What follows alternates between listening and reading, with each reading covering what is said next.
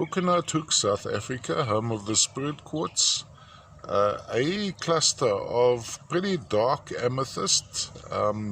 Quite typical, of course, to this deposit would be central quartz crystals surrounded by the smaller ones.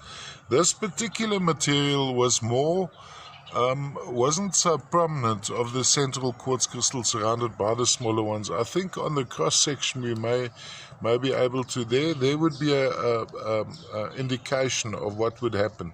So you'd have a core quartz and all the smaller ones going around it. A large crystal, pretty nice dark color. Now there's also something very interesting. This is technically speaking contact, but what I've found on these, there's a second layer, almost a second layer of quartz graying across the original layer. Now when you look beyond the contacted section, you'll actually see that there is a fully formed quartz crystal underneath, which has been blanketed by another quartz crystal. Aesthetically rather appealing, lovely intense dark amethyst, little bit of girthite inclusion causing a bit of yellowishness inside some of the faces. Not a very large piece, yet a lovely little, all the way from the home of the spirit quartz, Buchenhout, South Africa. And yes, interesting as well is the color concentration.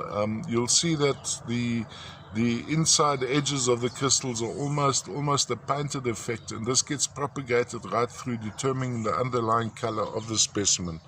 So from a display point of view, we'd have it going around like this, just like that. Almost a fenced look to that particular section.